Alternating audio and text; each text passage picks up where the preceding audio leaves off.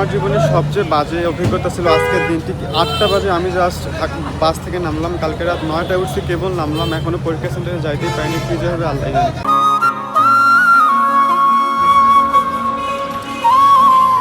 পরীক্ষা দেওয়া শেষ, কি একটা বাজে দিন গেল আমার। তো এখন যাচ্ছে আন্টির বাসা। আমার জীবনের সবচেয়ে বাজে দিন একটা গেছে, আমি এরকম দিন খুব কমই আমার জীবনে পাইছি। তো খুবই কষ্ট হয়েছে আমার। হ্যালো এভরিওয়ান, আসসালামু আলাইকুম, welcome back to my channel. আমি হৃদয়। তো কেমন আছো তোমরা সবাই? তো তোমরা দেখতেই পারতেছো যে বিছানায় একদম কাপড় থেকে শুরু করে সবকিছু একদম এলোমেলো ছিটানো। মূলত তোমরা আমার আগের ব্লগে যারা দেখেছো তাদেরকে আমি বলেছিলাম যে আমার একটা চাকরির পরীক্ষা দিয়েছে, সেটা হচ্ছে যে তোমার 6 তারিখ পরীক্ষা, শুক্রবার। তো আজকে যেহেতু 5 তারিখ, তো পরীক্ষা যেহেতু ডেট, এবং আজকে আমি যাচ্ছি রাতে ঢাকা, মূলত কালকে সকালে গিয়ে নামবো। তো এই জন্য সবকিছু রেডি টেডি একদম গোছাচ্ছি। তো আজকে আবার আমি একটা টেনশনে পড়ছি গাইস। কি টেনশন তোমাদেরকে এখন একটু বিস্তারিত বলি। তো আমার পরীক্ষার ডেট মূলত তোমাদেরকে আমি বলছিলাম না যে কয়েকদিন ধরে আমার কোনো পরীক্ষার ডেটই দিচ্ছে না, যেহেতু এখন আমার একটু আগের তুলনায় প্রিপারেশন ভালো। তো আমি মূলত কয়েকদিন ধরে মানে 1 মাস 1.5 মাস হলো, এবং কয়েক মাস ধরে মূলত একাডেমিক পড়াশোনার পাশাপাশি চাকরির পরীক্ষাটাও নিচ্ছে, যেহেতু এখন একটু আমাদের ফ্যামিলি ক্রাইসিস যাচ্ছে। আর আমারও মূলত তোমাদেরকে আমি আরো অনেক কিছু শেয়ার করেছি যে কেন আমার এখন চাকরিটা প্রয়োজন। মূলত আমার নিজের কিছু স্বপ্ন আছে, সেই স্বপ্নগুলো আগায় নিয়ে যেতে হলে মূলত এখন আমাকে একটা চাকরি দরকার, সেটা যে কোনো চাকরি। আর যদি সরকারি চাকরি হয় তাহলে আমার জন্য হয়তো ভালো, যে আমি যে কাজটা করতে চাই সেটার জন্য সরকারি চাকরিটা একটু বেস্ট হবে। তো যার কারণে আমার যতটুকু যোগ্যতা, তো সেই অনুযায়ী আমি যে কোনো একটা সরকারি মানে জবের জন্য ট্রাই করতেছি, সেটা অফিস সহায়ক বা যে কোনো সরকারি চাকরি যেন হলেই আমার জন্য ভালো হয়। তো আমি মূলত আজকে কতদিন ধরে পরীক্ষা দিলাম, কিন্তু তোমাদেরকে এখন শোনাবো অনেক কিছু আজকে আমার ভিতরে জমা আছে কথা। তো সবগুলো আজকে তোমাদের সাথে এক এক করে শেয়ার করব। তো শুরুতেই আজকে তোমাদের সাথে একটা কথা শেয়ার করি। তো আমার মূলত কয়েকদিন ধরে, আমি তোমাদেরকে একটু আগেও বললাম যে আমার কোনো পরীক্ষার ডেট কিন্তু দিচ্ছিল না, তাই না? কিন্তু এখন আবার আমার এমন পরীক্ষার ডেট দিচ্ছে গাইস, আমি তোমাদেরকে বলে বোঝাতে পারবো না যে কিরকম আমি প্যারার মধ্যে আছি। তো আমার যখন পরীক্ষার ডেটটা দিয়ে দেয় যে 6 তারিখে, আমার মূলত পরীক্ষা হচ্ছে যে দুর্যোগ ও ত্রাণ মন্ত্রণালয়, সেটা হচ্ছে অফিস সহায়কের পরীক্ষা। তো এটা আমি কবে যে করেছি এটা আমার নিজেরই মনে ছিল না। হঠাৎ করে আমি দেখি যে ঈদের প্রায় 7 দিন আগে আমার ফোনে মেসেজ আসে যে your admit card is download, মানে ফোনে চলে আসে, যেহেতু ফোন থেকে মেসেজ করছি। তো পরবর্তীতে অ্যাডমিট কার্ডে গিয়ে দেখি যে 6 তারিখ। তো 6 তারিখ বলতে তো ঈদের অনেক দিন পর না, মূলত আমাদের যেহেতু ঈদ, কোরবানির ঈদ গেল হচ্ছে 28 তারিখ। তো 6 তারিখ পরীক্ষা, একদম সবকিছু ওপেন হওয়ার পরেই। তো আমি মূলত ভাবছিলাম যে, মানে আমার মূলত ভাবার কথা ছিল যে যেহেতু ঈদের প্রায় মানে ঈদের মনে করো প্রায় 5 দিন আগে মানে আমাকে ফোনে মেসেজ এসেছিল যে তোমার চাকরির পরীক্ষার ডেট। তো আমি ভাবছিলাম যে মূলত আমি টিকিট কাটি নাই তখন। কেননা ঈদের পরে আমার পরীক্ষাটা যে, ঈদের যেহেতু ছুটি ছিল, তো আমি ভাবছিলাম যে ঈদের ছুটির পর যেহেতু 6 তারিখ পরীক্ষা, তো অনেক লেট হয়তো। তো তখন হয়তো আমি অনায়াসে টিকিট পেয়ে যাব, ট্রেনের টিকিট, যেহেতু ট্রেনেই আমি মূলত যাওয়া পছন্দ করি। আর তোমাদেরকে আমি আরো একটা কথা বলি, আমার যে পরীক্ষা যে হবে না কালকে 6 তারিখ, তো সেটা মূলত হচ্ছে তোমার একদম কমলাপুর স্টেশন থেকে মাত্র 3 কিলোমিটার, এটা হচ্ছে Moghbazar high school and college, এটা হচ্ছে সেন্টার আমার। তো আমি সেই অনুযায়ী শিওর ছিলাম যে ঈদের পরে তো মনে করো যারা যারা ট্রেনে আসে, তো তারা তারা মূলত যে ট্রেনের টিকিট হয়তো তখন পাবো। কিন্তু এখন আবার কি হয়েছে, এখন আমার মানে নিজেই নিজেকে থাপ্পড় মারতে মন যাচ্ছে। আমি মূলত পরশুদিন গেছিলাম আর কি, আমাদের আরো একটা নতুন সার্কুলার আছে, সেটা হচ্ছে সমাজসেবা সার্কুলার। আর সমাজসেবা সার্কুলার অ্যাপ্লাই করতে গেছিলাম, আর তার পাশাপাশি মূলত আমি যেহেতু পরীক্ষাটা দিতে যাবো 6 তারিখ, তো আমি অ্যাডমিট কার্ড মূলত তুলতে গেছিলাম আমাদের বাড়ির পাশে একটা বাজার আছে সেখানে। তো সেখানে আমি আবার ওই দিন আব্বুর কাছ থেকে টাকাও নিয়ে যে আব্বু আমি যেহেতু ঢাকায় পরীক্ষা দিতে যাবো, তো টাকা দাও। তো আব্বুও টাকা দিল। তো সেখানে গিয়ে আমি অ্যাপ্লাই করার পর যখন টিকিট কাটতে যাই, তো তখন গিয়ে দেখি যে কোনো টিকিট নেই ট্রেনের। মূলত এসি থেকে শুরু করে যত রকমের ট্রেনের বগি সবকিছু একদম বুক। এবং মূলত 6 তারিখের পরেও আরো কয়েকদিন অব্দি টিকিট নেই। লাস্ট মানে হয় আমি দেখলাম যে 12 তারিখে একটা মানে কয়েকটা সিট আছে, তাও 12 তারিখ, এখনো শিওর না, তবে 6-7 তারিখে কোনো মানে ট্রেনের টিকিট নেই। তো তখন তো আমি একদম মূলত আমার মাথায় একদম হাত পড়লো, কেননা আমাদের বাসা থেকে ট্রেন জার্নিটা খুব সেফ। মূলত আমার আব্বু আম্মু সেফ মনে করে ট্রেনে গেলে, একটু নিজেরও একটু সেফ সেফ মনে হয়। ট্রেন যেহেতু জার্নি যারা করে তারা সবাই জানে যে ট্রেন জার্নি কিরকম। আর আমার নিজেরও পার্সোনালি ট্রেন জার্নিটা খুব ভালো লাগে, কেননা ট্রেন থেকে সবকিছু সুবিধা। মূলত যদি আমি কমলাপুর স্টেশনেও নামি না, তো কমলাপুর স্টেশনে নামার পরেও ওইখান থেকে যদি আমার কোনো দূরেও হয় পরীক্ষার সেন্টার, আর কমলাপুর স্টেশন থেকে কাছেই হয় যেগুলো যেগুলো হয় মনে করো পরীক্ষার সেন্টার গুলো পড়ে, তো সেখানে সেখানে মূলত নামার পর সেখানে প্রায় 6:30-7টার মধ্যে নামায় দেয় কমলাপুর স্টেশনে। যদি কোনো একটু সমস্যা হয় তাহলে 7টা, মূলত 6:30, 6টা 6:30টার মধ্যেই নামায় দেয় কমলাপুর স্টেশনে। তো সেখানে নামিয়ে একদম আমি কি করি, কোনো যেহেতু পরীক্ষা দিতে যাই, আমি শুরুতে চাই যে একটা ভালো মাইন্ডসেট নিয়ে পরীক্ষা দিব, যাতে একটু টাকা পয়সা যদি যায়ও তাও কোনো ঠিকানা নেই। যেহেতু চাকরির পরীক্ষা দিতে মানে যাচ্ছি, তো টাকা তো এমনি খরচ হবে, তো 200-300 টাকা খরচ হলে কি এমন যায়, তাই না? আর যদি এরকম হয়, যদি কোনো জ্যামি বা কোনো বাজে মানুষের পাল্লায় পড়ে যদি পরীক্ষা দিতে না পারি, তো তাহলে তো এত টাকা খরচ করে পরীক্ষা দিতে যাওয়া তো বৃথা, তাই না? তো কমলাপুর স্টেশনে নামার পরে আমি ওখানে যে বিভিন্ন রকম বাইক গুলো থাকে না, যে ভাড়া বাইক পাওয়া যায়, তো আমি সেই বাইক নিয়ে নিই। তো এই জন্য আমি মূলত ট্রেনে যাওয়াটাই প্রেফার করি। আর আমাদের বাসা থেকে মূলত মানে 10 মিনিট 15 মিনিট গেলেই আমাদের ট্রেন স্টেশন, তো সব দিক দিয়ে আমরা সুবিধা। তো পরে যখন দেখলাম যে ট্রেনের টিকিট একদম নাই, তো পরে আবার আমি ভাবলাম মানে দোকানদার ভাইয়াটাই আবার বললো যে দাঁড়াও আমি তোমার দেখি পার্বতীপুর আমাদের এদিকে, তো আমরা যেহেতু দিনাজপুর ডিস্ট্রিক্টে এবং নীলফামারী স্টেশন থেকে আমরা নীলসাগর এক্সপ্রেসে যাই, তো বললো দাঁড়াও পার্বতীপুরে দেখি, তারপরে সান্তাহারে, মানে কোনো কোথাও কোনো টিকিট নেই গাইস। কি আর বলবো, আমি তো তখন থেকেই তো ভাবলাম যে আমি আগে কেন টিকিট কাটলাম না।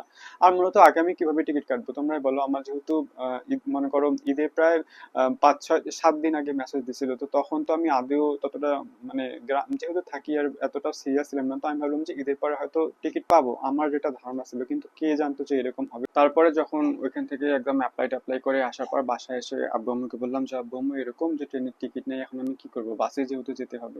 তো বাসে জার্নিটা আমি মূলত মানে আমার ভালো লাগে না, আর বাসা থেকে মূলত পছন্দ করে না বাস জার্নি একটু। জানো তো তোমরা বাস জার্নি কিরকম। তো আর বাস থেকে গেলেও আমাদের এখানে কি হয়, মূলত গাবতলী, যেখানে ঢাকা গাবতলী বাস স্টেশন, সেখানে নামায় দেয়। তো সেখান থেকে যে কোনো পরীক্ষার যে সেন্টারগুলো সেগুলো অনেক দূর হয়ে যায়। তো এই জন্য আমি নিজেও চাই না সকালবেলা। আর মূলত গাবতলী স্টেশনে একদম কখন নামায় দেয় জানো, বাসে যদি আমরা যাই, তো এখানে 9টার সময় গাড়িতে উঠলো, সেখানে একদম 4টা 4:30 মানে 4:30 5টার মধ্যে নামায় দেয়। তো সেখানে এমনি ঢাকা শহরে তো জানো কিরকম রিস্ক। আর আমি মূলত একটু যেহেতু একা একাই ঢাকা শহরে যাই, আর কেউ থাকে না, আর ফোন টোন থাকে, একটু টাকা পয়সা থাকে, যেহেতু ঢাকা যাচ্ছে কখন কি দরকার থাকে, তাই না? আর ঢাকায় তো সব বাজে মানুষের অভাব নেই, কখন কার পাল্লায় পড়ি। তো এই জন্য আব্বু আম্মু একটু টেনশনে থাকে, আর আমার নিজেও একটু ভয় লাগে যে অত সকালে নামায় দেয়, সকালে গিয়ে আবার কোনো বাজে লোকের পাল্লায় না পড়ি, আর সেখানে গিয়ে কি করব আমি। তো এই জন্য বাস জার্নিটা আমাকে ভালো লাগে না।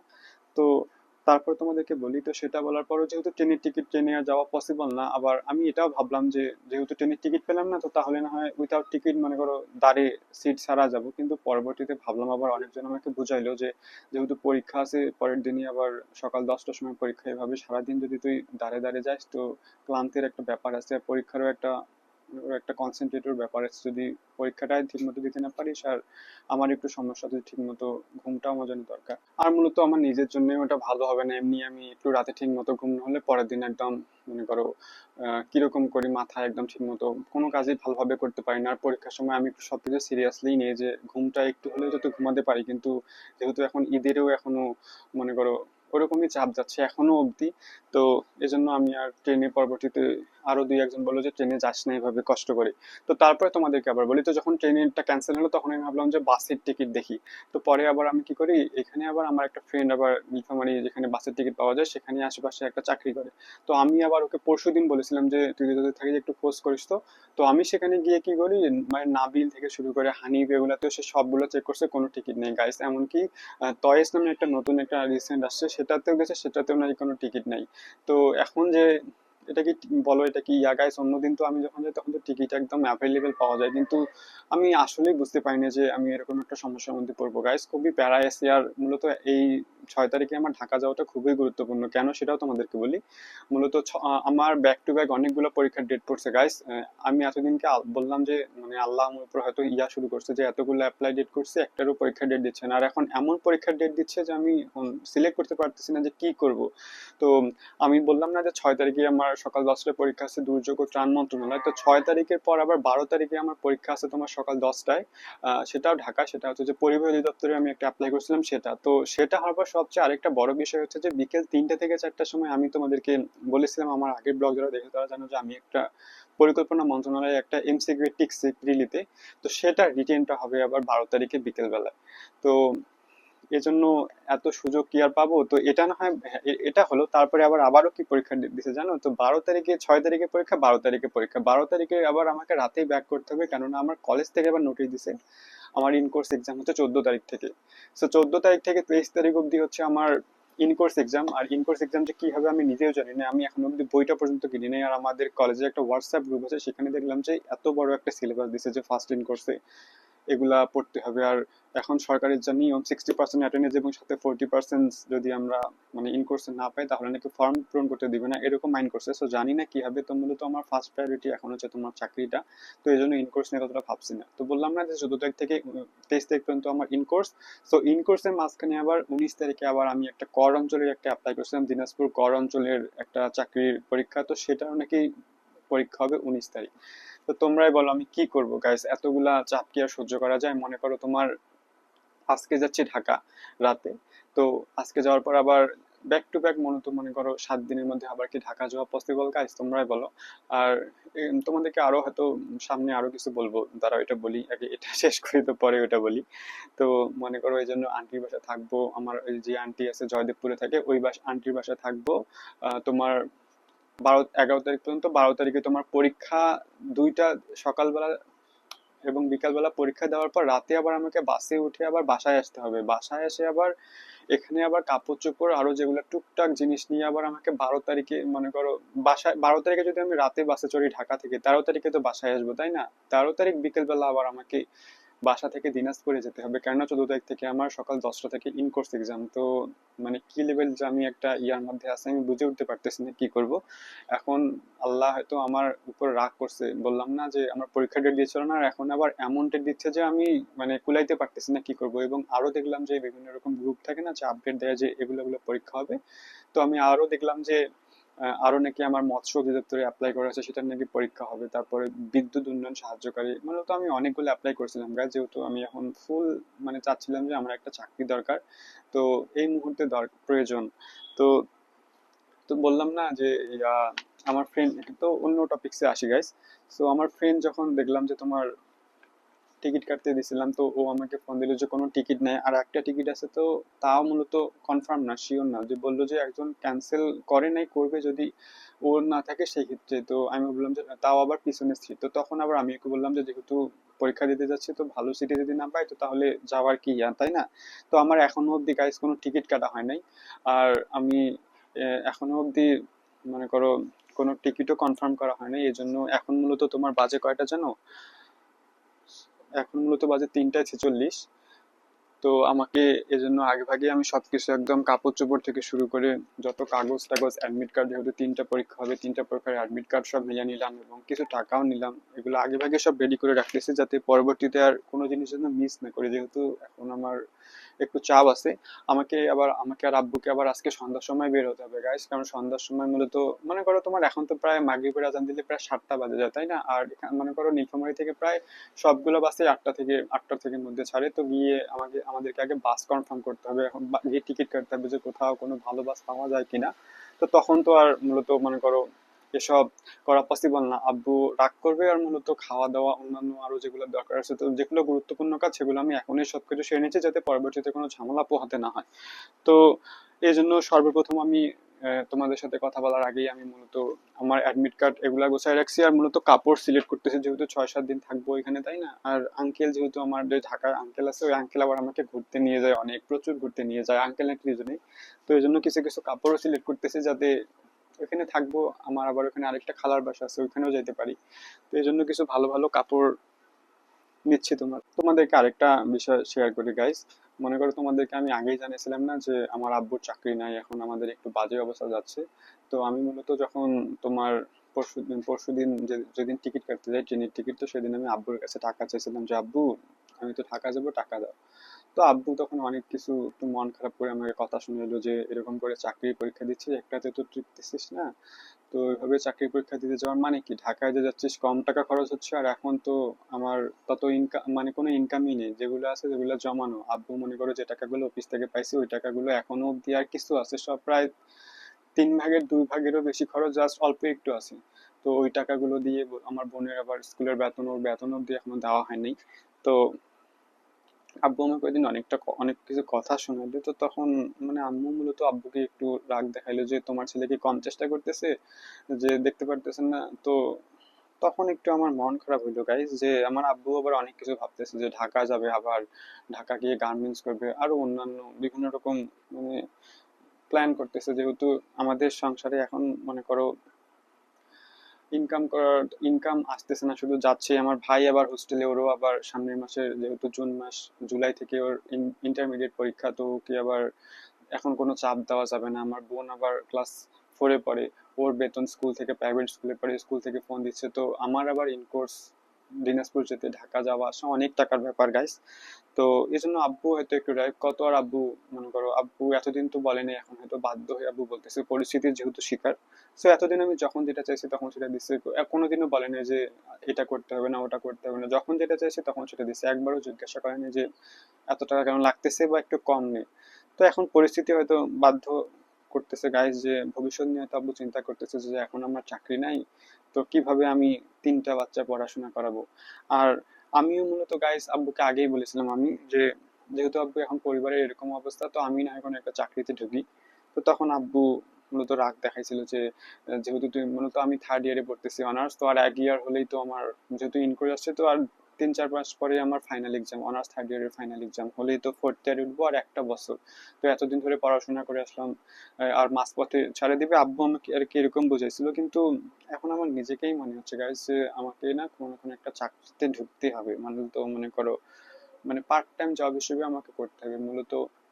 এতদিন না হয় আব্বু ওই টাকাটা পেতো চাকরি থেকে, সে টাকা দিয়ে আমাদের চলতো সে। আর মূলত আমার তো কোনো এক্সট্রা ইনকাম নেই গাইজ, 10 টাকাও যদি আমার চুল দাড়ি কাটাতে লাগে, এবং 10 টাকা যদি আমার একটা কলমও কিনতে লাগে, তাও আমাকে আব্বুর কাছে হাত পাততে হয়।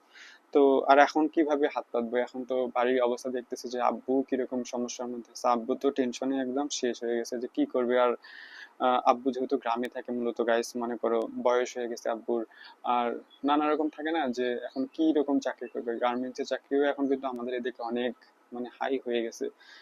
এত সহজে নিতেছে না। আমার এক বরাব্বর ভাই, ও এসএসসি পাস করার পরেও মূলত আজকে কতদিন ধরে চাকরির পিছনে ছুটতেছে, গার্মেন্টস এর চাকরি আমাদের এদিকে তাও পাচ্ছে না। তো এরকম পরিস্থিতি। তো দেখি আমি, আর এজন্য মূলত যেহেতু আমার ব্যাক টু ব্যাক 3-4টা পরীক্ষার ডেট দিছে না, তো এই জন্য আমি ভাবলাম যে এবারে আমি লাস্ট দেখবো যে কি আছে আমার কপালে, যেহেতু প্রিপারেশন একটু মোটামুটি আছে, যদি ভাগ্যে থাকে এই এই কয়েকটার মধ্যে দেখি, যতদূর সম্ভব আমি চেষ্টা করব। এখন বাকিটা তো আল্লাহ হাতে গাইস। তবে তোমরাও আমাদের জন্য দোয়া করো, যাতে আমি একটা ভালো চাকরি পাই, যাতে পরিবারকে একটু মানে আব্বুকে একটু সাহায্য করতে পারি আব্বুর সংসার চালানোর জার্নিতে। এবং আমার বোন থাকে না, যে আমি যদি একটু ইনকাম করি, তো তাহলে আব্বুর হয়তো একটু সাহায্য করতে পারবো আব্বুকে। তো আমিও এই জন্য এই কয়টা পরীক্ষা একদম সিরিয়াসলি নিছি, যাতে ভালো করি। আর আমাকে মূলত এই 1 মাস, যেহেতু এই 1 মাস আমাদের অনেক মানে আমার পরীক্ষার ডেট দিছে না, 3-4টা পরীক্ষার ডেট দিছে, আর আমার ইনকোর্স, তো ভাবলাম যে ইনকোর্সটা যদি শেষ হয়ে যায়, তো তখন দেখবো যে আমি কোনো জবের মধ্যে ঢুকতে পারি কিনা। তো আমি আমি দেখতেছি যে আমাকে জবে ঢুকতেই হবে, তাছাড়া কোনো অপশন নাই গাইস। তো থাকে না, যখন পরিবারে অভাব থাকে, অনটন থাকে, তখন মানে সংসারে অশান্তি লেগে যায়। তো অলরেডি আমাদের সংসারে বিভিন্ন রকম অশান্তি প্রায় মানে আমি আভাস পাচ্ছি, এবং শুরু হয়ে গেছে। তো আব্বু জাস্ট আমাদের মন থেকে বলতেছে না। তো এটাই আর কি। তো আমার মূলত ঢাকা শহরে বেশি দিন থাকতে ভালো লাগে না গাইস। যেহেতু গ্রামে বড় হয়েছি না আমি, শহরে দিনাজপুরে গেলেও আমি মানে গেলে আমার মন টেকে না। তো ঢাকায় আমি 6 দিন যে থাকবো, আমি বাধ্য হয়ে থাকতেছি, যেহেতু তোমাদেরকে বললাম না যে পরশুদিন যখন আব্বুর কাছে একটু টাকা চাইলাম, যার জন্য আব্বু একটু এরকম কথা শুনলো, যদি আবার 7 দিন পর আব্বুর কাছে টাকা চাইছে, তখন আব্বু কি রকম করবে, এই জন্য বাধ্য হয়ে আমাকে থাকতে হচ্ছে। তো এখনো তো তোমাদেরকে বললাম যে এখনো আমাদের বাসের টিকিটও মানে আমার কনফার্ম করা হয়নি, যে বাসের টিকিট আদৌ আছে কিনা সেটাও জানি না আমি। তো যার কারণে এখনই সবকিছু রেডি করতেছি। বাড়ির অবস্থা তো এখন বুঝতেছি, আব্বু একটু তো অল্পতেও রাগ হয়ে যাচ্ছে। তো এই জন্য আগে ভাগে সব রেডি করতেছি, যাতে পরবর্তীতে আব্বুর কোনো কথা শুনতে না হয়। আর আজকে অনেক টায়ার্ড, তোমাদেরকে বলি কেন, মানে খুবই টায়ার্ড, আমার এগুলো ব্যথা করতেছে। ঠান্ডাও লাগছে মনে হয়, আমাদের এদিকে কয়েকদিন যা গরম, মানে 36°C রংপুর বিভাগে। তো সারাদিন তো আর আমাদের যে রুম তোমরা দেখতে পারতেছো হয়তো, পুরো একদম তাপটা আসে, রুমের ভিতরেও থাকা যায় না। তো বাইরে আমাদের ওদিকে যে উঠোনটা আছে, সেখানে টং আছে একটা, সেখানে বসে থাকতে হয়। তো সেখানে একদম ঘাম মনে ভিতরে বসে বসে একদম ঠান্ডা লেগে গেছে। আর আজকে থেকেই মূলত দেখলাম যে একটু হালকা আমাদের এদিকে বাতাস, এবং না আবহাওয়া বার্তাতে দেখলাম যে বৃষ্টি নাকি হবে হবে আর কি। তো আমরা ভুট্টা যেহেতু কাটছিলাম না, তো এখন যেহেতু মাটি চুলায় রান্না করি, তো এই জন্য আমাদের ভুট্টা ক্ষেত থেকে আমাদের জাস্ট ভুট্টাগুলো নিয়ে আসা হয়েছে, কিন্তু ভুট্টার গাছগুলো আমরা আবার কাটে একদম যখন শুকায় ওগুলো আবার বাসায় নিয়ে আসি আবার ওগুলা পরবর্তীতে আমাদের বিভিন্ন রকম কাজে লাগে বলতে আম্মু রান্নার কাজে লাগে, এবং আমরা যখন আরো ধান সিদ্ধ করি সেগুলোর ক্ষেত্রেও কাজে লাগে। তো যেহেতু আমাদের এদিকে প্রায় সবাই যারা যারা মনে করো ভুট্টা চাষ করছে, আমাদের পাড়ার প্রায় সবাই, মানে মনে করো 80% লোকই একদম সবাই এখন যেহেতু রোদ আছে এবং এই রোদের মধ্যে সব ভুট্টার খড়ি একদম নিজের বাসায় নিয়ে আসতেছে। তো এই জন্য আব্বু তো এখন, মানে আব্বু জাস্ট গাছগুলা কাটলো আর আম্মু কাল থেকে করতেছে, তো আমি একটু বই পড়তেছিলাম যেহেতু, তো এই জন্য আম্মু হয়তো আমাকে বলে নাই। তো আজকে এই জন্য না দেখে আমি নিজে মানে কয়েক বোঝা ভুট্টার খড়ি ঘাড়ে করে নিয়ে আসছি। তো তখন থেকে এগুলো খুব ব্যথা করতেছে, তো ক্লান্ত। আবার এমনিতেও আবার আমার আরো একটা সমস্যা, মনে করো বাসে ট্রেনে এগুলোতে আমার ঘুম হয় না, মানে এমনি নতুন জায়গায় গেলেও আমার ঘুম হয় না, আর বাসে ট্রেনে কিরকম একটা পরিস্থিতি হয় তোমরা তো জানো, আর বর্তমানে যে গরম, তো জানি না আজকে কি হবে। আর কালকে পরীক্ষাটা আমার জন্য খুব দরকার গাইস। তো অনেক কথাই তো বললাম গাইস। তো এখন আমি মনে করো সবকিছু একদম রেডি সেডি, জাস্ট কাপড়গুলা সিলেক্ট করলাম যে কোনগুলা তোমার নিয়ে যাব ঢাকায়। তো এগুলো এখন রেডি টেডি করি। তো একদম দেখা হচ্ছে তোমার যখন আমি বাসা থেকে বের হব, সো তখন। A few moments later. এখন বাজে 7টা 41। তো আমি এখন ঢাকা যাওয়ার উদ্দেশ্যে বের হলাম, জানি না আজকে কপালে কি আছে, কেননা তোমাদেরকে আগেই বললাম যে আমার বাসের টিকিট কাটা নাই, আর এখনো অবধি ঈদের যে উপচে পড়া ভিড়, সো আগেই অলরেডি অনেক কয়টা গাড়ি দেখলাম, মানে আমার ফ্রেন্ড যখন গেছিল টিকিট কাটানোর জন্য তো অলরেডি বুকিং হয়েছিল। তো এখন দেখি যে আমার কপালে কি আছে, আজকে তো কোনো না কোনো ভাবেই আমাকে যেতেই হবে, সেটা যেভাবেই হোক, ট্রেনে দাঁড়াই হোক আর বাসের টিকিটই হোক। তো আমি একটু লেট করে যাচ্ছি, কেননা আমি চাচ্ছি যে 9টার গাড়িতে উঠতে। মূলত 9টার গাড়িতে বাসে গেলে কি হয়, আমি এর একবার বাসে গেছিলাম 9টার গাড়িতে, তো আমাকে একদম ভোর 4:30টার সময় নামিয়ে দিয়েছিল, তো 4:30টায় নামিয়ে আমি ঢাকায় একা কি করবো, তো অনেক রিস্ক থাকে, তো এই জন্য আমি ভাবছি যে 9:30 10টা বা যেরকম মানে যত লেট বাস পাই তত উঠবো, যাতে সকাল সকাল হলেও আমি যেন বাসে গিয়ে উঠি। তো আমার সবকিছু ব্যাগ ট্যাগ গোছানো শেষ, ঘাড়েও নিছি। তো এই যে আমি এখন বেরিয়ে পড়বো, কেননা আব্বু বাইরে দাঁড়ায় আছে গাড়ি নিয়ে। তো বের হলাম, এখানে একটু পানির বোতল নিয়েছি, তো ব্যাগে জায়গা নেই।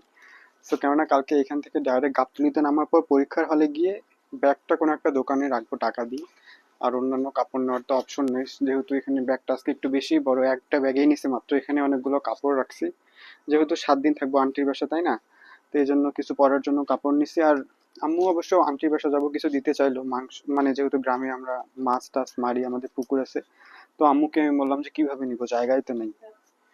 তো তো চলো বের হচ্ছি। সো আমার বোন এই যে, তো 6 দিনের জন্য তো যাচ্ছি, মিস করবি আমাকে? মিস করবে, আর হলে তো সবসময় খালি হাউপ লাগাই থাকে তাই না? তো বের হলাম গাছ, লেট হয়ে যাচ্ছে। সো বের হলাম, তো গেলাম আম্মু, দোয়া করিও যেন সাবধানে যাই। আমার জীবনের সবচেয়ে বাজে একটা দিন আজকে তোমাদের সাথে অল্প একটু শেয়ার করব। ঈদের সময় আমি পরীক্ষা দিতে গিয়ে যে এত রকমের একটা সমস্যার মধ্যে পড়বো এটা আমি কোনোদিনও ভাবতেই পারিনি। তো অবশ্য আমার নিজেরও কিছু ভুল ছিল, তো চলো তোমাদের সাথে একটু শেয়ার করি। তো এই যে দেখো, প্রথমে আমি একটা চৌরাঙ্গি বললাম, আমাদের এখানে টিকিট কাউন্টারে গেলাম, তো সেখানে গিয়ে তো টিকিট পেলামই না। তো তোমাদেরকে জাস্ট অল্প একটু দেখাবো যে আজকে এই পরীক্ষা দিতে যাওয়ার টিকিট কাটা থেকে শুরু করে আমি কত রকমের ভোগান্তির মধ্যে পড়েছি, সেটা তোমাদেরকে একটু ভিডিওর মাধ্যমে দেখাবো এবং শেয়ার করব। তো তারপরে আমি যখন ওখানে টিকিট পেলাম না, তারপরে আমি গেলাম রানীর বন্দরে। তো সেখানে গিয়ে তো অবস্থা শেষ আমার। তো অবশ্য পরবর্তীতে তোমাদের সাথে আমি আলাদাভাবে ক্লিপ নিয়ে সব কিছু শেয়ার করেছি। তো এখানে জাস্ট অল্প একটু তোমাদেরকে ক্লিপগুলো যাতে তোমরা রিলেট করতে পারো। তো তারপরে অনেক কষ্ট করে আমি একটা বাসে উঠলাম, এই যে দেখো, তাও একদম বাসের একদম শেষ সিটে। তো এখানে তো আমি নিজেই নিজের কপালে একদম আঁচড়াচ্ছি যে কেন আমি আজকে পরীক্ষা দিতে আসলাম। তার উপর দেখো জ্যাম, এখানে আমি মূলত আমার ভুল এটাই ছিল। তো আমি জানতাম না যে আমার মূলত পরীক্ষা ছিল 6 তারিখ। তো 5 তারিখেই যে আবার গার্মেন্টসে ঢাকার যত রকমের আমাদের উত্তরবঙ্গের সবাই একদম যে এরকম হিড়িক লাগে যাবে, আমি এটা কোনোদিনও ভাবতেই পারিনি। জাস্ট তোমরা একবার জ্যামটা দেখো, যে তোমরা ভাবতেই পারবে না যে এই টিকিট আমাদের উত্তরবঙ্গ থেকে যেতে নেয় মাত্র 900 টাকা।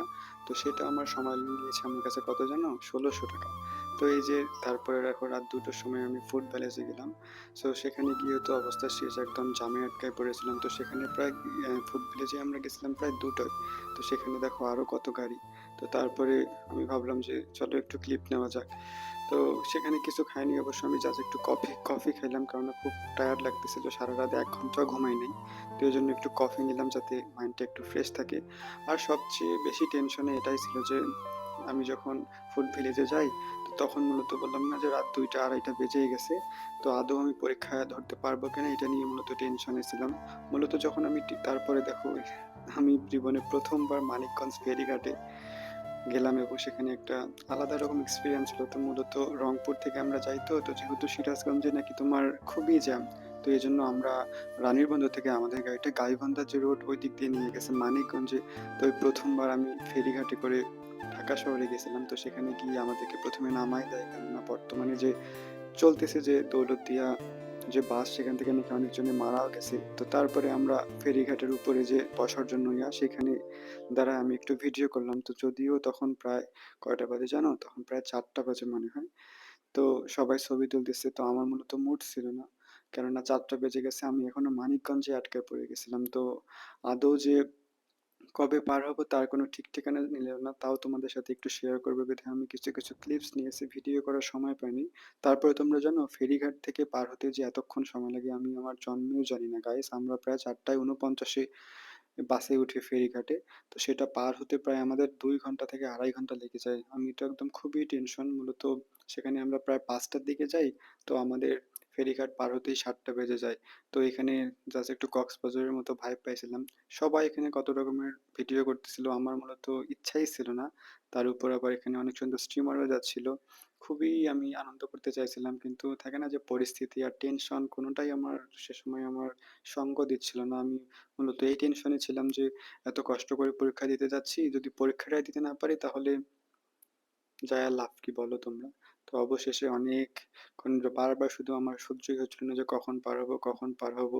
তো অবশেষে প্রায় 2.5 ঘন্টা পর তোমার মানিকগঞ্জ ফেরিঘাট পার হলাম। আর হ্যাঁ, হয়তো গাইজ এটা আমি আজকে অনেকদিন পর ভয়েস ওভার দিচ্ছি, তো এই জন্য হয়তো আমার একটু টাইম টেবিলটা একটু ভুল হতে পারে। তো আশা করি তোমরা ম্যানেজ করবে। আমার জীবনের সবচেয়ে বাজে অভিজ্ঞতা ছিল আজকের দিনটি। 8টা বাজে আমি জাস্ট বাস থেকে নামলাম, কালকে রাত 9টায় উঠছি, কেবল নামলাম, এখনো পরীক্ষা সেন্টারে যাইতেই পারিনি, কি যে হবে আল্লাহ জানে। তোমরা হয়তো জানো না যে আমার নবীনগরে প্রায় 8টা বেজে গেছিল, আমার পরীক্ষা ছিল তোমার 10টায়। তো তারপরে আমি মগবাজার কিভাবে যাবো, অবশেষে একটা বাইক নিলাম এবং অনেক রকমের ইনসিডেন্ট আমার সাথে ঘটেছে যেটা আমি পরবর্তীতে তোমার সাথে শেয়ার করেছি। সো ফাইনালি আমি আমার পরীক্ষা সেন্টারে চলে আসলাম। তো এই যে এতটুকু তোমাদের সাথে অল্প একটু A few moments later. পরীক্ষা দেওয়া শেষ, কি একটা বাজে দিন গেল আমার। তো এখন যাচ্ছি আন্টির বাসা, তো সেখানে গিয়ে দেখা হচ্ছে। The next day.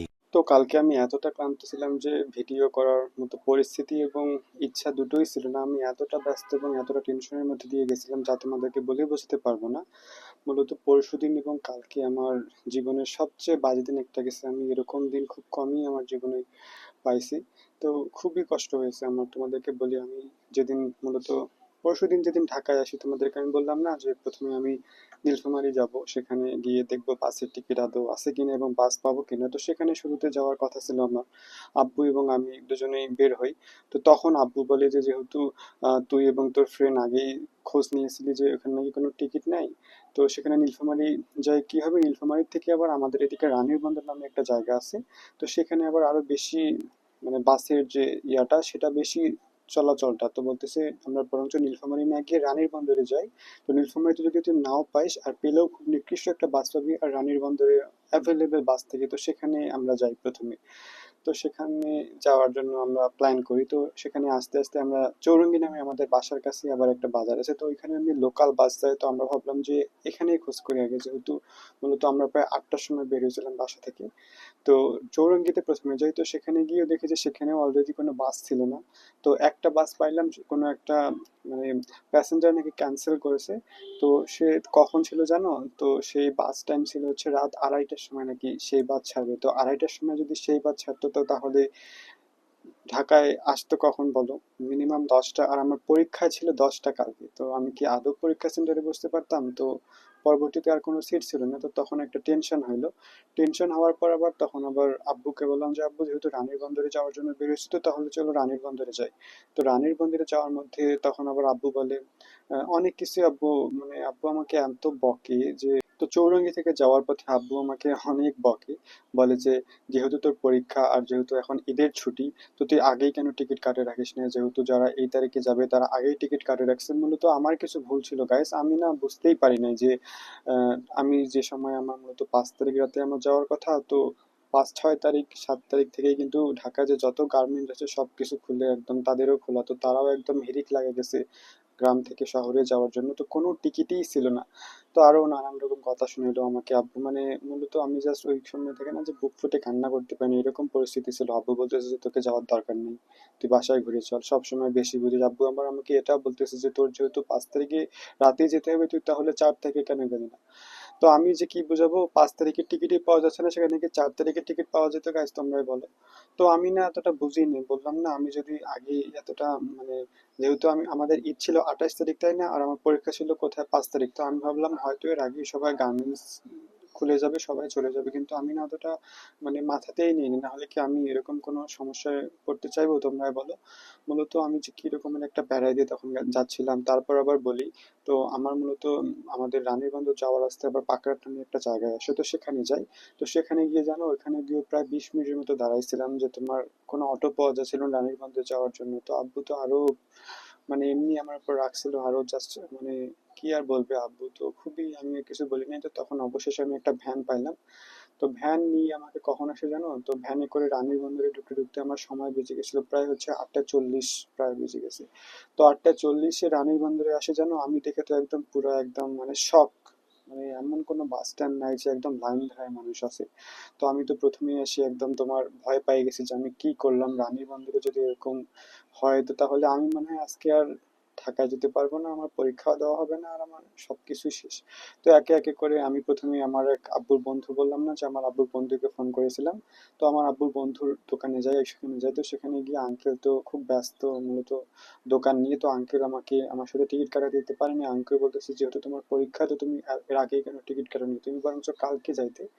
তো আমাকে এতটা মূলত তোমাদেরকে আরেকটা কথা বলতে ভুলে গেছি, চৌরাঙ্গীতে যে আমি যখন বললাম না যে আমাকে 2:30টার সময় যে একটা টিকিট কাটার বলছিল, তো সেখানে আবার ওনারা আমাকে অনেক ভয় দেখাইছিল যে তোমরা জানো যে কালকে নাকি গেছে বাস, ওরা নাকি আজকে অবধি মূলত ঢাকায় নাকি এতই জ্যাম যে যদি রাতে চলে পরের দিন পৌঁছতে পৌঁছতে ওদের পরের দিন রাত পর্যন্ত নাকি হচ্ছে এরকম জ্যাম, এবং যমুনা সেতুতে এমন জ্যাম যে কোনোভাবেই যায় মানে যাওয়ার কোনো পসিবল না। তো ওরা তো আমাকে বলতেছে যে আমি শিওর যে তুমি কালকে পরীক্ষা দিতে পারবে না, কারণ তোমার যেহেতু কালকে তোমাকে ঢাকা প্রায় 8টার মধ্যে পৌঁছতে হবে, তো তোমার 10টায় পরীক্ষা, তো তুমি কোনোভাবেই পৌঁছতে পারবে না। তো এরকম ভাবে ভয় দেখালো উনি, তো তখনই তো আমার মধ্যে একটা আলাদা রকম অস্থিরতা কাজ করছিল। পরে আবার রানীর বন্ধুরে যখন আসলাম, তো সেখানে এসে আমার ওই আব্বুর যে ফ্রেন্ড, ওই আমাকে সেম কথাই শুনাইলো যে তুমি কিভাবে পরীক্ষা দিবা।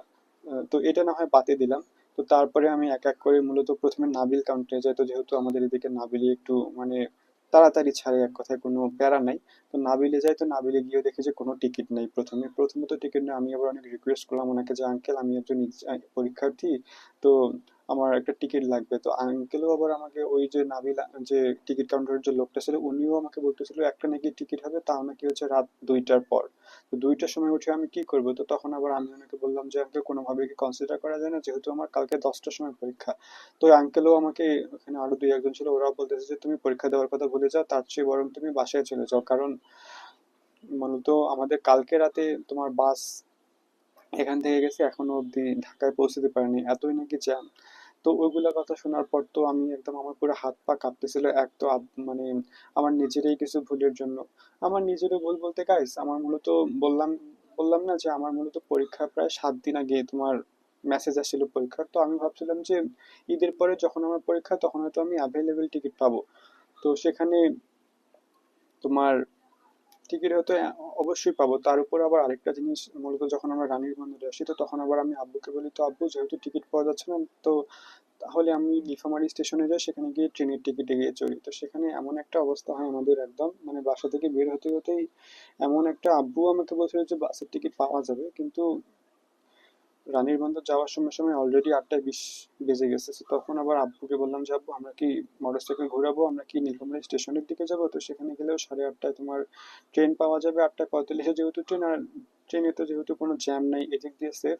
তো তখন আবার আমি আরেকটু বুঝলাম যে ট্রেনের যেহেতু বাসের এরকম অবস্থা, বাস তো মূলত সবাই কম যাওয়া আসা করে, ট্রেনেই তো সবাই বেশি সুবিধা পায় তাই না, ট্রেনেই তো সবাই যাওয়া আসা করে। আর কে চাইবে মূলত বলো তো বাসে এরকম জ্যামের মধ্যে আটকে যেতে।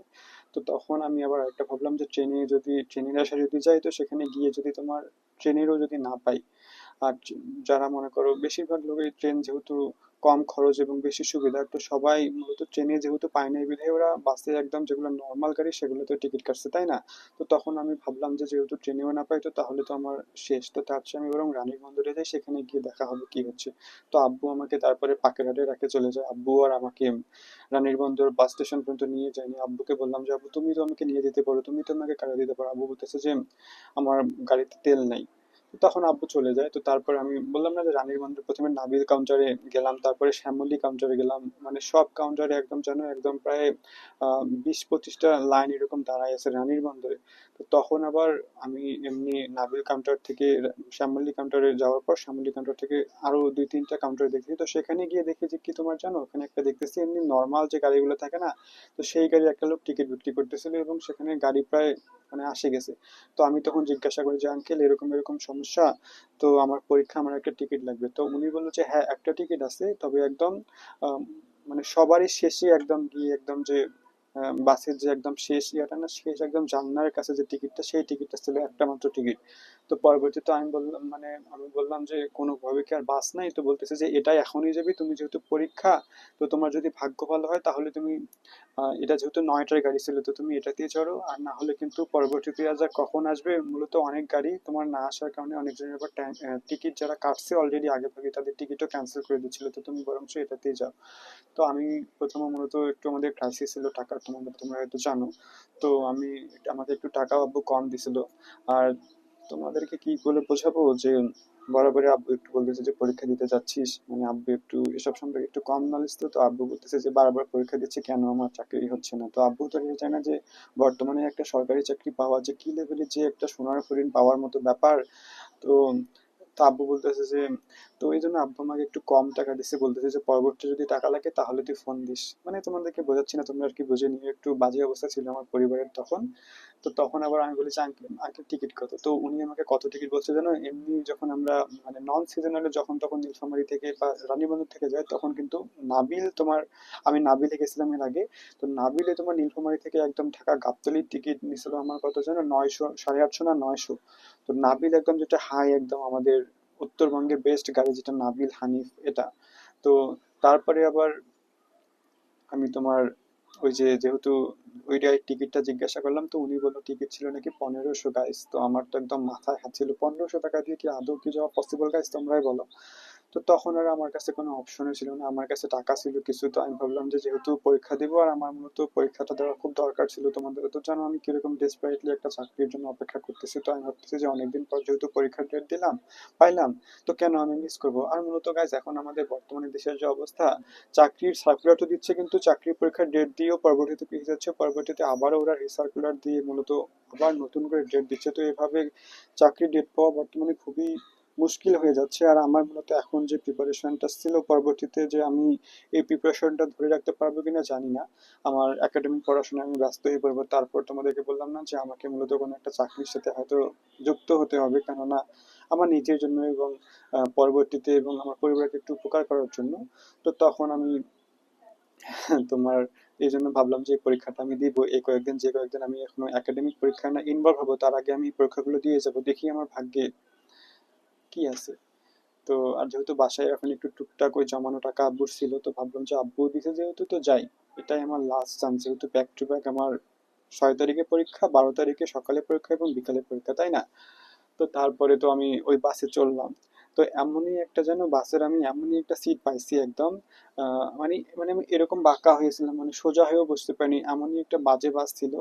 আর জানালার ধারে যতই ছিলাম, আর এমনই গরম, আর এমনই মনে করো সারা রাত, আমি তোমরা জানো আমার জীবনে আমি এত জার্নি করছি, আমি এরকম কষ্টকর জার্নি হয়নি। আমি পুরা রাত তোমার মানে 1 ঘন্টাও ঘুমাতে পারি নাই, এরকম সোজা হয়ে গেছে। আবার একদম যেহেতু সবাই লাস্টে তোমার ছিল, বাসের ইয়ে, আর এমন ধাক্কা মনে হয় যে আকাশ থেকে পড়তেছি এরকম, আর এমনই কষ্ট আমার গেছে আমি তোমাদেরকে বলে বোঝাতে পারবো না। কিন্তু এত কষ্ট করার পর যদি কষ্টের প্রতিদান না পাই তো তাহলে কেমন লাগে তোমরাই বলো গাইস। আমি খুবই কষ্ট করছি কালকে। তো তোমাদেরকে বলি, তো আমি তো বরাবরই তোমার দোয়া করছিলাম যে আল্লাহ কোনো মতে তো একটা বাস পাইলাম, তাও আবার এত টাকা দিয়ে। তো যদি আমার আবার অনেকজনের ভয়ও দেখাচ্ছিল আশেপাশে যে মানে ফোনও দিয়েছিল ওদেরকে, ওদের নাকি অনেক লোক কালকে গেছে এখনো অব্দি তারা পৌঁছতে পারেনি, এতই নাকি যমুনা সেতুতে জ্যাম, যেহেতু আমাদের রংপুর দিয়েই যাবে। তো আমি ভাবলাম যে যেহেতু টিকিটও কাটলাম আর যেহেতু কালকে গিয়ে পরীক্ষাটাই না দিই তোমার, তো তাহলে কেমন হবে আমার কপালে, আল্লাহ আমি বাসাতেও যে কি বোঝাতে পারবো। তো তখন আবার আনফরচুনেটলি কি করে, আমাদের যে বাসটা ছিল তো সেই বাসটা আবার একটু আলাদা রাস্তা দিয়ে যায়, মানে অন্য একটা রাস্তা দিয়ে যায়। এটা দিয়ে আমি প্রথম গেছিলাম এই রাস্তা দিয়ে। তো ওরা পার্বতীপুর মানে এদিক দিয়ে গাইবান্ধা রোডে আসছিল, তো সেখানেও যেন গাইবান্ধা আসেও একদম আমাদের গাড়িটা প্রায় আধা ঘন্টা কি 1 ঘন্টার মধ্যে জ্যামে আটকেছিল। তো আমি তো পড়লাম টেনশনে, আল্লাহ এই জ্যামে আটকা পড়লাম, এখন কালকের মধ্যে কি আমি পরীক্ষা দিতে পারবো। সারা রাত যেন আমার এক তো আমার সিটের অবস্থার কারণে আমি ঘুমোতে পারিনি, তার উপর আবার আমার এমনি একটু প্রবলেম আছে, তোমরা জানো বুক ধৈর্যশীল প্রবলেম। আর টেনশন ছিল যে আমি যাচ্ছি ঢাকা, এরকম কোনো চাপের মধ্যে দিয়ে একবারও যায় নাই, আদৌ পরীক্ষা দিতে পারবো কিনা। আর সবচেয়ে বেশি আরো একটা খারাপ লাগতেছিল, আমি এক বললাম না যে 10 মিনিটও ঘুমাইতে পারিনি এই সারা রাত। তো কালকে আমি পরীক্ষার হলে গিয়ে কি করবো, পরীক্ষা দিতে পারবো না ঘুমায় পড়বো আল্লাহ জানে। তো হয়তো ভাগ্য আমার সহায় ছিল। তো তারপরে তোমার গাইবান্ধায় যে জ্যামটা ছিলাম সেটা প্রায় আধা ঘন্টার পরেই তোমার ছাড়লো। তো সেখানে যাওয়ার পর একদম আম, মূলত প্রায় মনে করো হাইওয়েতে নামলাম, হাইওয়েতে নামার পর আবারও গিয়ে তাও 10-5 মিনিটের মতো জ্যামে পড়েছিলাম। তো সবচেয়ে আবার আমার বাজে অবস্থা কি হয় তোমাদেরকে তো আমি দেখালাম যে নারায়ণগঞ্জে যে ফেরি যে ছিল মানিকগঞ্জ, ফেরি যে ছিল, যেহেতু আমরা আলাদা রাস্তা দিয়ে যাইছিলাম। তো আমাদের মূলত বাসটা, অন্যান্য বাস মূলত গাবতলীতে যায়, তো আমি যে বাসটা চলেছিলাম না সেটা আমাকে মূলত বাইপাল পর্যন্ত নিয়ে যেত, বাইপাল বলে এটাকে। তো এই জন্য আমাদের যেহেতু মানিকগঞ্জ ফেরি দিয়ে নিয়ে গেছিল, তো আমি কিন্তু কোনোদিনও ফেরিতে চড়ি নাই, মূলত নদী দিয়ে যে পার হয় আমি কোনোদিনও দেখিও নাই, এমনি জাস্ট নিউজে দেখছি, যেমন কয়েকদিন আগে যে একটা দুর্ঘটনা ঘটছিল দৌলত দিয়া বাস পড়ে গেছিল এরকম শুনেছিলাম, কিন্তু আমি তো জীবনে এরকম এক্সপিরিয়েন্স করবো এটা ভাবতে পারি না এই পরীক্ষা দিতে গিয়ে। তো প্রথমে আমি গেলাম, তো আমি ভাবলাম এমনি হয়তো জাস্ট একটা ব্রিজের মতো এটা মনে হয় পার হবে, আমি এবার জানতাম না যে ওটা আবার এত বড় জার্নি হবে, একটা পুরা নদী পার হবে, এবং এতটাই নদী। তো আমরা মূলত চড়ছিলাম কয়টা যেন 4টা 49 মিনিটে একদম ফেরিতে চড়ছি। তো সেখানে গিয়ে তো আমার আরো মানে টেনশনটা বাড়ায় যায়। সেখানে ফেরিতে চড়ার পর জানো আমার ফেরি পার হতে প্রায় সময় লাগছে 2.5 ঘন্টার মতো। মানে এতটা বাজে অবস্থা, আমি বারবার খালি দেখতেছিলাম। আমি অনেক আশা নিয়েছিলাম যে আমি একটা ব্লগ করব ভালো, অনেকদিন ধরে ভালো ভালো ব্লগ দিচ্ছি না, কিন্তু এমনই টেনশন এবং এমনই আমার হাত পা কাঁপতেছিল, আমি যে ব্লগ করব মনে হয় আমার কোনো ইচ্ছাই ছিল না। এই জন্য আমি মূলত এখন তোমাদের সাথে শেয়ার করতেছি আমার জার্নিটা, তখন ভিডিও করতে পারি নাই কেননা তখন মানে পরিস্থিতি ছিল না। তো সেখান থেকে জানো 4টায়, মূলত 4টা 49 তো ধরো 5টায়, তো আমার জানো তোমার মানিকগঞ্জ ফেরিটা থেকে জাস্ট মানিকগঞ্জ সীমানায় আসতে সময় লেগেছে আমার প্রায় 7:30 বাজে। তো সেখান থেকে আসার পর তো তোমার 7:30 অলরেডি বেজে গেছে মানিকগঞ্জ, আমরা ঢাকা অব্দি আসতেই পারিনি। তো আমার পরীক্ষা ছিল তোমার সকাল 10টায়, 9:30টার মধ্যে আমাকে ঢুকতে হতো। আমার যে কি পরিস্থিতি ছিল তোমরা হয়তো দেখবে, যে আমি যখন রানীবাঁধ থেকে বাসে উঠি আমি কপালে এরকম করে হাত চাপড়াচ্ছিলাম যে কি করলাম আমি, আল্লাহ আজকে, আল্লাহ আমাকে তুমি উদ্ধার করো এরকম একটা পরিস্থিতি থেকে, আমাকে সাহস জুগিয়ে যাতে আমি এই ইয়াটা মোকাবেলা করতে পারি। তারপরে আবার বাস একদম চলতেই থাকে। তো তোমরা জানো আমাকে এরকম ভাবে সারা রাত মানে একদম রীতিমতো আমি জাস্ট বুক ফুটে কান্না করতে পারিনি, আমার উপর দিয়ে কি যাচ্ছিল, বারবার ফোন চেক করতেছিলাম যে 8টা বাজতেছে কিনা, আমি কি আদৌ যেতে পারবো কিনা, আশেপাশের লোককে জিজ্ঞাসা করতেছি। আর মূলত যে রাস্তা দিয়ে আমি যাচ্ছিলাম না আমি কোনোদিনও জার্নিও করিনি, আমি মূলত ট্রেনে করে যাই, গিয়ে গাবতলীতে নামি, গাবতলীতে অনেক রকম বাইকার গুলো আসে না, উবের বলে, ওইখানে চড়ে একদম পরীক্ষা সেন্টারে যাই, অথবা কমলাপুর স্টেশনে নামার পর সেখানেও বাইকে করে যাই। কিন্তু আমি যে জায়গায় যাব সে জায়গায় আদৌ বাইক পাওয়া যাবে কিনা, আর বর্তমানে ঈদের ছুটি চলতেছিল। সো আমাকে মূলত মানে আমার পাশে একজন লোক ছিল, উনি বললো যে আমি যেহেতু তোমার আহ, মগবাজারে পরীক্ষা দিতে যাব, আমাকে নবীবরণে নাকি নবীনগরে নাকি নামতে হবে। তো আমি রীতিমতো নবীনগরে নামলাম। তো নবীনগরে নামিয়ে আবার আমি কি করব বুঝতে পারতেছিলাম না, তখন অলরেডি প্রায় 8টা বাজে গেছে জানো। নবীনগরে নামার পর আমি তোমার 8টা না 8:30 বাজে গেছে, আর আমার হাতের মধ্যে তো আর মাত্র ছিল 1.5 ঘন্টা, 1.5 ঘন্টার মধ্যে 1 ঘন্টা 9:30টার মধ্যে যেহেতু যেতে হতো আমার। তো সেখানে গিয়ে বাইকটাই খুঁজি, কোনো বাইক পাইনি। একটা না দুইটা বাইক ছিল, তো ওদের বললাম, তো ওরা আমার কাছে কত টাকা দাম চাইছে জানো? আমি বলতেছি যে আমি মগবাজারে যাবো ভাইয়া, আমার পরীক্ষা, আমার খুব আর্জেন্ট দরকার। তো আমার কাছে ওরা টাকা চাইছে হচ্ছে 800 টাকা। আমাকে নাকি মগবাজার থেকে, মানে নবীনগর থেকে মগবাজার নিয়ে যাবে, 800 সাড়ে 800 টাকা দিতে হবে। এটা কি সম্ভব গাইজ? তাও আবার অনেক নাকা করছিল, সময় লাগবে, ওরা নাকি যেতে পারবে না, ওদের নাকি কোন লোক আছে ওদেরকে ফোন দিচ্ছে। তো পরবর্তীতে আমি আবার আশেপাশে দু একটা লোককে জিজ্ঞাসা করলাম যে আমি নবীনগর থেকে কিভাবে মগবাজার যেতে পারে, আমাকে একটু উপকার করেন।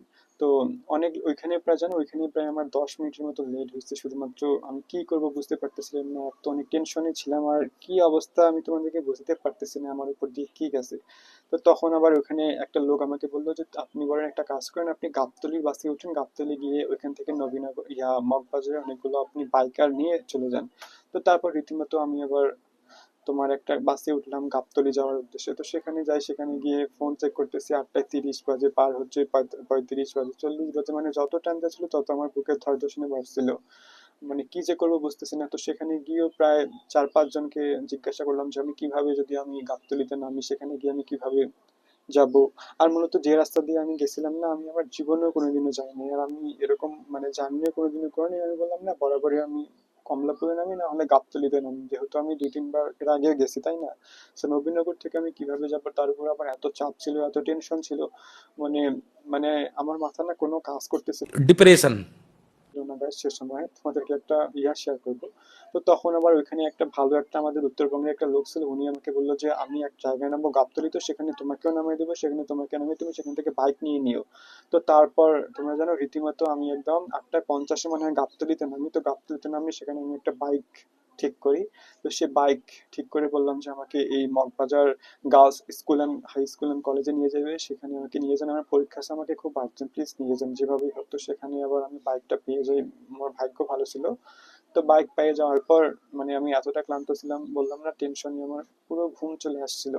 তো তারপরে তোমার যে আনফরচুনেটলি ওই বাইক, মানে বাইকার যে ভাইয়াটা ছিল উনি আমাকে প্রায় 8টায়, মানে সরি 9টায় 20-এ একদম আমাকে একদম আমার 9টায় 20-এ একদম তোমার মগবাজার যে আমার পরীক্ষা সেন্টারে নিয়ে যায়। তো সেখানে গিয়ে একটা আরেকটা কাণ্ড ঘটেছিল।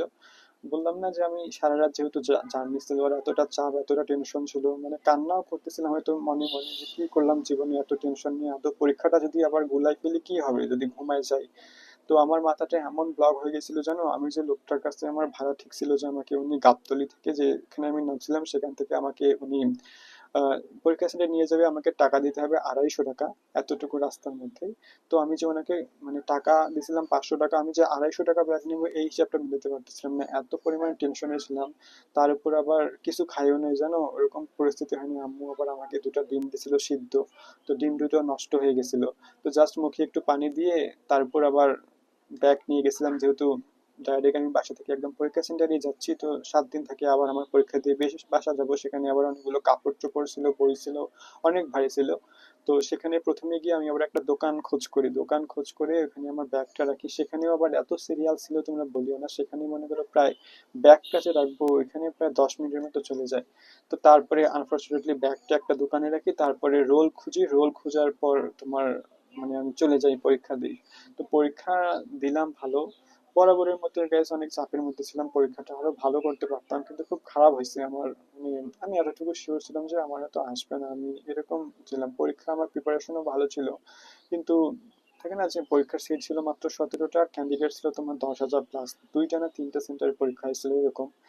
তো আমি মূলত অনেকদিন ধরে পরীক্ষা দিতে চাইছিলাম, তো তো এই জন্য আসছিলাম। তো পরে ওইখান থেকে আসার পর পরীক্ষা সেন্টার থেকে বের হওয়ার পর আরো 2-1জনকে জিজ্ঞাসা করি, বরাবরই আমার সাথে বা পাশে যাদের সাথে সিঁড়ি থেকে নামি, যেহেতু 5তলায় আমার পরীক্ষা ছিল। তো জিজ্ঞাসা করতেছি যে ম্যাথ ছিল আমাদের বেশি, মূলত ম্যাথই আমার ছিল 20 মার্কের, আর এমনি বাংলা ইংলিশ সাধারণ জ্ঞান ছিল তোমার মনে হয় কত 35 না 40 মার্কের। তো ম্যাথ দেখি যে আমার ম্যাথের অবস্থা খারাপ, 2-3জনকে জিজ্ঞাসা করলাম যে আমার এটার উত্তর এটা বের হয়েছে, তো ওদের আবার আলাদা বের হয়েছে। তো তখনই আবার বুক ধড়াধড় শুনে ভয় লাগতেছিল, যে আমার কিন্তু এই চাকরিটা খুবই ইচ্ছে ছিল, যে যেহেতু আমি পাশাপাশি ব্লগ করি পড়াশোনার পাশাপাশি, তো আমাদের যদি চাকরিটা হইতো না, তো আমি ইন ফিউচার আমি আমাদের উপজেলা যে আছে খানসামা, সেখানেও কিন্তু এটার একটা ভালো একটা অফিস আছে, তো সেখানেও আমি বাসা থেকেও ডিউটি করতে পারতাম। তো এই মাথায় নিয়ে আমি মূলত চাকরি প্রিপারেশনটা নিই। আর পরবর্তীতে আমার যে আরো পরীক্ষা আছে, মনে করো তোমার পরিবেশ অধিদপ্তর, তো সেখানে তো আরো বেশি কম্পিটিশন হবে guys। সেখানে তোমরা জানো 48টা সিটের বিপরীতে 40,000 পরীক্ষা দিবে, আর একটা তো 48টা সিটের, মানে কি যে বলতেছি, 48টা সিটের বিপরীতে পরীক্ষা দেবে 40,000। আর আরেকটা তোমার বললাম না যে আমার পরিকল্পনা বিভাগ, তোমাদের সাথে একটা বিষয় শেয়ার করি গাইস। আমি মূলত এই পরীক্ষাটা দিয়েছিলাম, মূলত আমি ভাবছিলাম যে পরিবার পরিকল্পনা বিভাগের অন্তর্ভুক্ত পড়ে এই পরিকল্পনা বিভাগ, কিন্তু পরবর্তীতে আমি কালকে গুগলে সার্চ দিই, সেখানে রাতে আসে, তো সেখানে দেখেছি এটা নাকি প্ল্যানিং ডিভিশন নামে আলাদা একটা বিভাগ। এটা মূলত মেইন যদি অফিস সহায়কে আমার চাকরি হয়, তো আমাকে নাকি ঢাকাতেই থাকতে হবে, ঢাকাতে ছাড়া এর কোনো পোস্টিং নেই। তো তখন থেকে আমার মনটা ভেঙে গেল গাইস। তো আমি কি ঢাকায় আসে পরীক্ষাটা দেওয়াটা কি ভুল করলাম, মানে এরকম ভাবতেছি যে মূলত আমি অফিস শহরে পোস্ট নিয়ে ঢাকা শহরে কি থাকা, মূলত আমি চাইছিলাম যে আমি যদি আমার বাড়ির আশেপাশে জেলা বা উপজেলা পর্যায়ে, তাহলে আমি ইন ফিউচার আমার পরিবারকেও আমি নিয়ে যাব, আমার বোনকে আমি ভালো একটা স্কুলে ভর্তি করে দিব, মা বাবার যেহেতু গ্রামে থাকে, আম্মু আমার সাথে থাকতো, এরকম আমি অনেক রকম চিন্তা করেছিলাম। কিন্তু ঢাকায় যে চাকরিটা আদৌ হবে কিনা, আর শুরুতেই আমার মনটা ভাঙে যায় যে আমি মূলত করেছিলাম যে অফিস সহায়ক পোস্টে যেহেতু আমি অ্যাপ্লাই করতেছি, তো আমার মূলত জেলা বা উপজেলা বা বিভাগীয় পর্যায়ে হলেও আমার জন্য ভালো হতো। ঢাকা শহরে যেহেতু অনেক এক্সপেন্সিভ, সবকিছুতে অনেক টাকা পয়সা লাগে, তাই না? অফিস সহায়ক পোস্ট দিয়ে ঢাকা শহরে টাকা আদৌ মুশকিল। তখন থেকে মনটা আমার ভাঙে গেছে গাইস, যে এটা পরিকল্পনা বিভাগ, এটা মানে ততটা, যতটা না পরীক্ষার আমার আগ্রহ ছিল তোমার দুর্যোগ ও ত্রাণ মন্ত্রণালয়, এটা আমার একদম ভাঙে যায়। তো এগুলা বাদ দিয়ে, এগুলা পরের ব্যাপার, আগে চাকরিটা তো হোক, তারপরে ভাববো যে আদৌ করবো কিনা, তাই না? আমি হুটহাট অনেক রকম কল্পনা আসে আমার মাথায়, সেটা যে কবে আমার বন্ধ হবে। আর ছোটখাটো বিষয় নিয়ে না আমি খুবই অস্থিরতা কাজ করি, এবং খুবই ওটা আমার মাথায় একদম লেগেই থাকে, ঘুমাতে ঘুমাতেও আমি ওইরকম স্বপ্ন দেখি, জানো, এরকম আমার মধ্যে প্রবলেম। ডাক্তারকেও দেখাইছিলাম, তো ডাক্তার বলছে যে এটা অনেক দিনের ওষুধ খেতে হবে, তারপরে অনেক রকম পরে এটা যাবে। তো কি করব, যতদিন না নিজের পায়ে দাঁড়াচ্ছি ততদিনে তো আর ডাক্তারের সাথে এরকম দীর্ঘদিনের চিকিৎসা কন্টিনিউ করা কি সম্ভব, তোমরাই বলো। সো হবে না হয়তো, দেখি যে কি আছে কপালে। তো এগুলা বাদ দেই। তো তারপরে তোমার পরীক্ষা থাকে, তোমার আসলাম, মানে পরীক্ষা সেন্টার থেকে যখন পরীক্ষা দিয়ে বেরোলাম, মনটা একটু ভাঙা ছিল। আশেপাশে যাদেরকে জিজ্ঞাসা করলাম, দেখলাম যে আমার সাথে ওদের উত্তর মেলে নাই। সো ভাবলাম, তখনই একটু আন্দাজ করেছিলাম যে হয়তো আমার হবে না, তো তখনই একটু মনটা ভাঙে গেল, এমনই মনটা ভাঙে গেছিল যে মানে ব্লক, তোমরা হয়তো দেখবে যাচ্ছ আমি অল্প একটু কথা বলছি, যে পরীক্ষা শেষ হলো, এখন আমি যাচ্ছি আন্টির বাসা, আরো অনেক রকম কথা বলতে চাইছিলাম। তো সেখানে আর মানে আমার মুডই ছিল না, আমার মানে কান্না করতেছিলাম না কি নিজের মনের ভিতরে, আর এতটাই ক্লান্ত ছিলাম আমি, মানে এরকম হচ্ছিল যে এই মানে এখানে উল্টায় পড়ে গেলাম, এরকম মানে সেন্সলেস হয়ে গেলাম, এরকম খারাপ লাগতেছিল। তারপর আবার সেখান থেকে মগবাজার থেকে আবার যে তোমার কিভাবে আমি যে আবার আন্টির বাসায় আসবো, এরকম বাসেরও কোনো সন্ধান ছিল না। তারপরে মূলত আবারও তোমার পরীক্ষা দেওয়ার পর আবারও ওই যে ব্যাগ আমি দোকানে রাখে দিয়েছিলাম না, সেই ব্যাগেই আবার তোমার ব্যাগটা নিতে আমার সময় যায় আধা ঘন্টা, সেখানে আবার লাইন ছিল। মূলত একটা দোকানই ছিল তো ওই স্কুলের পাশে, তো সবাই মূলত ওই দোকানে ভিড় করে রাখছে, অনেক ফোন অনেক ব্যাগ, একদম লাইন নিয়ে একদম নিতে হচ্ছে টিকিট, মানে খুব টোকেন টোকেন দিছিল, সেই টোকেন দেখা দেখা নিতে হচ্ছে। তো তারপরে আমি আবার আমার ফোনের একটা চার্জার কিনলাম, আমার ফোনের চার্জার নষ্ট, ডিসপ্লেও নষ্ট, মানে সব কিছুর মধ্যে দিয়ে আমি এখন যাচ্ছি। কবে যে একটা ভালো দিন আসবে, সবাই বলে যে দুঃখের পর নাকি সুখের দিন আসে, কিন্তু আমার যে কবে আসবে একমাত্র আল্লাহ তালাই জানে। বরাবরই কত কিছু সহ্য করে যাচ্ছি, কবে যে একটা ভালো দিন আমার জন্য আসবে আমি নিজেও জানি না গাইস। তো তারপরে তোমার ওইখানে আবার আমি যে দোকান থেকে আমি ফোনের একটা চার্জার নিলাম, এমনি টাকা শর্ট, তারপর আবার চার্জার নিতেই হতো, তাছাড়া আমার ফোনে চার্জ দেওয়া সম্ভব হচ্ছিল না গাইস। এমনি মন মরা মাঝে মাঝে ফোন দেখি, টিকটক করে তোমাদের সাথে কথা বলি, এটাতে একটু আমার ক্লান্তি বোধটা কাটে। তো তখন ফোনটা চার্জারটা নিতেই হতো, কেননা পরবর্তীতে আর নেওয়া হতো না। তো সেখানে ওই ভাইয়াটাকে জিজ্ঞেস করে, ভাইয়া আমি এখন জয়দেবপুর যাব, তো সেখানে আমি কিভাবে যাবো? তো বললো যে এখান থেকে আপনি 3-4 মিনিট হাঁটেন, হাঁটে দেখবেন যে একটা আপনার একটা লাইন আছে, সেখানে দেখবেন যে অনেকগুলো বাস যাচ্ছে, ওখানে আপনি গাজীপুরের বাস পেয়ে যাবেন। তো সেখানে আবার মানে ভাগ্যটা ভালো ছিল যে 4-5 মিনিটের মধ্যে আমি একটা বাস পেয়েছি একদম মেইন যে জয়দেবপুর বাজারে, সেখানে আমাকে নামিয়ে দিবে। তো সেখানে চড়ি, সেখানেও আবার জানো মানে মগবাজার থেকে জয়দেবপুরে আসতেও আবার ভাড়া অনেক নিচ্ছে গাইস। খুবই ইয়ার মধ্যে ছিলাম, যখন বিপদ এসে চারিদিক দিয়েই আসে, প্রায় 100 না 120 টাকা আমার ভাড়া নিছিল তোমার জয়দেবপুরে আসতে।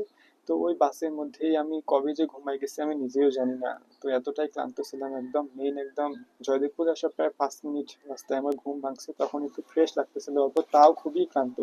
রাতের ঘুম আর দিনের ঘুম কি এক হয়, তোমরাই বলো। সেখানে রাস্তাটা কত ছিল বলো, প্রায় 1 থেকে 1.5 ঘন্টার মতো জার্নি, প্রায় 2 ঘন্টা। তো 2 ঘন্টা কি আর তাও বাসে কি আর ঘুম হয় তোমরা বলো? আর যেহেতু দিনের বেলা বিভিন্ন জায়গায় স্টপ, যেহেতু লোকাল বাস ছিল, 5 মিনিট 3 মিনিট পর পর ব্রেক দিচ্ছে, ঢাকা শহরে আবার জ্যাম ছিল। আমি যে আন্টির বাসায় আছি না, সেখানে ছাদে মানে পানির লাইনটা পড়ছে, তো এই জন্য সাউন্ড একটু মানে শোনা যাচ্ছে, তো এই জন্য মাইকটা মুখের কাছে নিলাম। আমরা বর্তমানে আমার আন্টির বাসায়, আমি বর্তমানে 6 তলায় আছি, তো আর মূলত বাসায় একটা টিন শেড বাসা আছে, সেখানে পানি পড়তেছে, খুবই সাউন্ড আসতেছে। তো তারপরে তোমার অবশেষে তোমার আন্টির বাসা প্রায় আমার আস্তে আস্তে সেখান থেকে বাসে একদম নামলাম, বাস থেকে নামার পর আন্টির বাসায় আসলাম। সো আসে আমি এতটা ক্লান্ত, মূলত সারাদিন না খেয়েছিলাম, রাতেও মূলত কিছু খাই নাই। তো তারপরে তোমার বাসায় এসে একটু খাওয়ার পরে ঘুমাইছিলাম, তো পরবর্তীতে আর তোমাদের সাথে ব্লগও এডিটিং করা হয় নাই, আর কথাও বলা হয় নাই, তো এই জন্য আজকে ভাবলাম যে তোমাদের সাথে শেয়ার করি যে কি কি হলো। তো এটাই বলবো যে কালকে আমার নিজেরই কিছু ভুলের আমাকে মনে হয় প্রতিদান দিয়েছিল আল্লাহ। খুবই বাজে দিন গেছে আমার, খুবই বাজে দিন, যা তোমাদেরকে বললে বুঝতে পারবো না কতটা টেনশন নিয়েছিলাম। আর তার উপর যদি ভালো লাগতো তখন, যখন আমি এই কষ্টের প্রতিদানটা পেতাম, যদি আমার চাকরিটা হতো, কিন্তু পরীক্ষাও আবার খারাপ হলো। সো রেজাল্টও দিয়ে দিছে, আসেনি আমার কাছে, তো তখন থেকে একটু মনটা খুব খারাপ যে এবার পরীক্ষা দিতে আসলাম, এর আগের বার আব্বু আদৌ টাকা দিবে কিনা পরীক্ষায় আসার। ভাবছি যে আমাকে হয়তো বাসায় এই পরীক্ষাটা দেওয়ার পর বাসায় গিয়ে কোনো না কোনো একটা পথ খুঁজতে হবে আমাকে নিজের পায়ে দাঁড়ানোর জন্য, যে কোনো প্রাইভেট জব হলেও হবে। তো একটু মন খারাপ, টেনশনে আছি। আরো ঢাকা শহরে একটু গ্রামে বড় হয়েছে না, এখানে আসছে সময়ও কাটতেছে না, 24 আওয়ার্স রুমের বন্দি আছি। আঙ্কেলও চাকরি করে, তো যাচ্ছি যে দেখি কি আছে আমার কপালে। তো তোমরা দোয়া করিও যাতে আমি সামনে ভালো কিছু করতে পারি, আরো ভালো ভালো জীবনে আগাতে পারি। তো আজকের ব্লগ এতটুকুই রাখছি গাইস। সো ঢাকা শহরের দিন ভালো কাটতেছে না, গ্রামেই ভালো। এই জন্য আমার বরাবরই ইচ্ছে শহরে না থেকে গ্রামে যদি কোনো একটা চাকরি পেতাম সরকারি, গ্রামেই আমি সেটেল হয়ে যাইতাম। কিন্তু সবাই কি আর সবকিছু পায়, তাই না? তো যেটা ভাগ্যে আসে সেটাই হবে। তো আমার আবার এখানে একটা আন্টির বাসা আছে, সেখানেও চাইলে যেতে পারি। এবার তোমাদের সাথে আবারও একটা ব্লগ দিব গাইস, যেদিন আমি বাসা যাব। মূলত এখনো প্রায় অনেক দিন লেট। আজকে তোমার কি বার?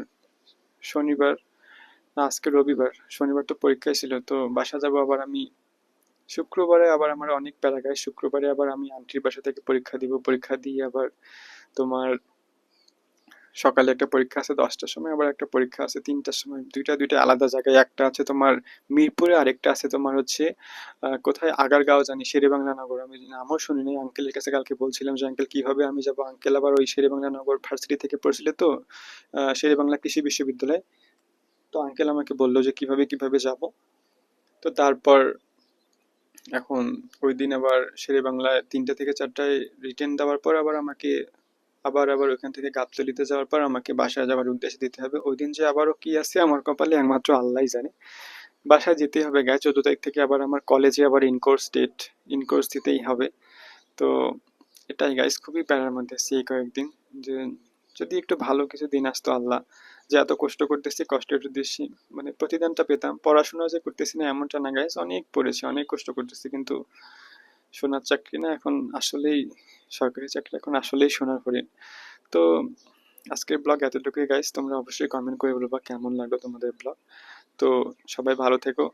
আর হ্যাঁ, অবশ্যই আমার চ্যানেলটি সাবস্ক্রাইব করিও এবং বেল আইকনে ক্লিক করিও, যাতে সব ভিডিও আসার সাথে সাথে তোমাদের কাছে নোটিফিকেশন চলে যায়।